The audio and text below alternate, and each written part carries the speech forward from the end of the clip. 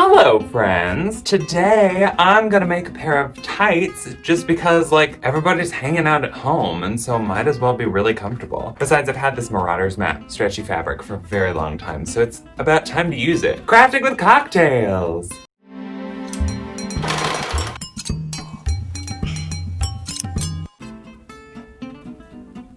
Okay, while I was making this little drink, I definitely squirted some lime in my eye. Cheers! I'll put it somewhere safe. Magic. I have already developed a pattern just for a basic pair of pants.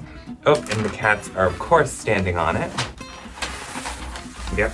This is just a two-piece pattern for a pair of pants. You can see that it flares out at the, well, maybe you can see, there we go. You can see that it flares out toward the bottom over here. And I don't want it to flare out because they're gonna be tights, you know? Although they'd be more like pajama pants if I didn't. So if you want to make your own pattern like this, you just need a couple measurements. You're going to take a measurement of your ankle, just so you know how tight it's going to be at the bottom. Ankle to kind of calf, to around your knee, to mid-thigh, to top of thigh, right up in your crotchal region. And that's going to give you all the measurements that you need from the bottom to the crotch. Hey! Something that I discovered about this pattern is when I was making it, A, I was probably drunk, B, I think I added all the seam allowance into the pattern, and that's something that is rare for me, because usually whenever I make a pattern, I don't make a pattern, I just wing it. But I also don't add the seam allowance so that I can add it after the fact, so that I can draw it exactly how I want it, and then cut it all out, blah, blah, blah, blah, blah. Oh my god, this is gonna be the entire episode right here. This entire project is just gonna be cats. This version with buttholes, apparently. Since I'm going to taper this in a bit more, let's just take a base measurement. Okay, plus an inch. So, yeah. So we're gonna cut off like a good amount of this. We're taking out like half of it. Dang. Okay, here we go. Oh, another thing to point out, if the kitties will get out of the way. Come here, baby. Oh, little muffin. Get off of my pattern. So another thing to note is that the back seam, where your butt goes, is going to be longer than the front seam. Keep that in mind. You're also going to have it lower in the front than you are in the back, which is why this looks a little cockeyed at first. There's a reason for that. This is a great opportunity to cut out a corner so that you can match everything back up when you undoubtedly shift your pattern and mess everything up. Make sure that the pattern does not reflect in weird places, i.e. a big brown spot right on your butt. You know, that's not cute. Kitty, why are you playing with scissors? I've decided that with the excess bits that I use just in a little spot, I'm going to make a little, like, Marauders mask. Perfect, right? I am adding a little seam allowance at the top because I'm going to add a, what's it called? Hold on, I got this. I'm adding a waistband, an elastic waistband at the top of these. Since I'm cutting out 4 inches on each side of this pattern at the bottom, because it doesn't need to be all flared, just needs to be right against the cuff. Let's just lay out and make sure that this will be long enough. Oh yeah, that'll be plenty long, I think. Okay, so I'm just cutting right into the fabric right here, going across, and that gives me my 2 edges because that is a little extra from what my ankle will be. And then I can just remove the pattern. I'm just gonna cut from one point to the point that I have up by the knee. Beautiful. So altering my pattern as I go. This has been on my to-do list forever. That's all you really need to do with all this fabric. It's such a quick process if you have all the stuff. And let's see, for a mask, cut off this little bit right here. This will basically make a bib now. Boom.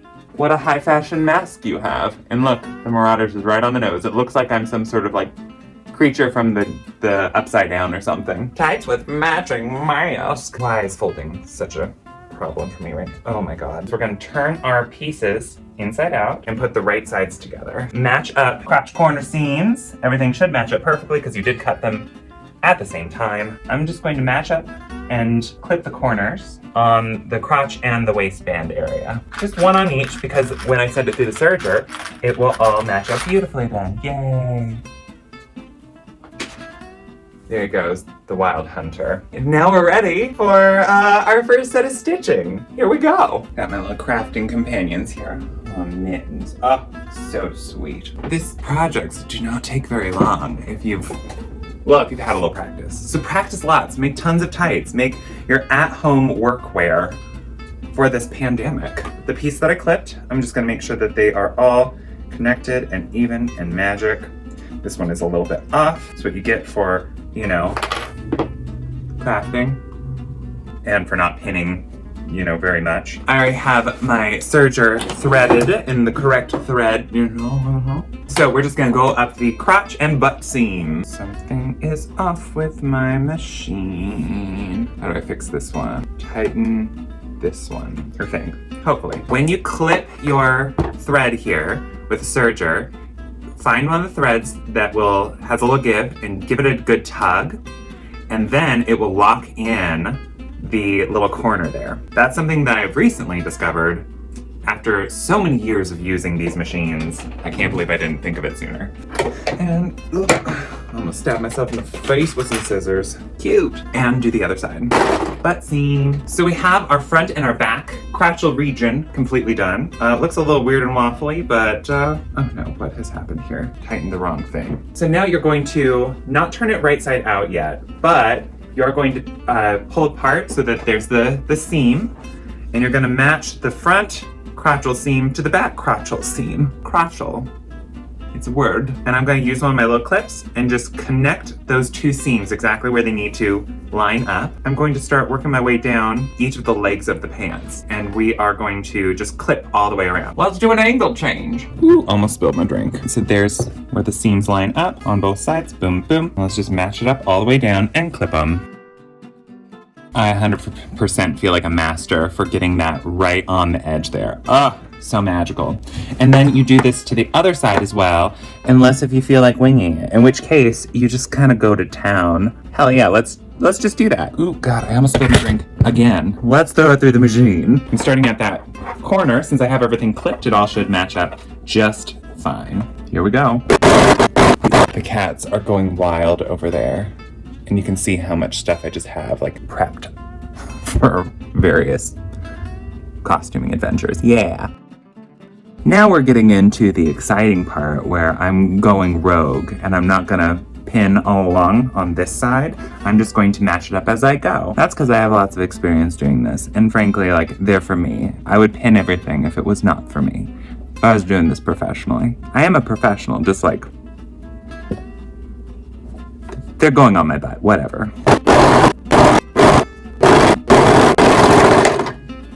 So this is exactly why you don't do what I just did, because then you get one side that's longer than the other. My stomach just growled.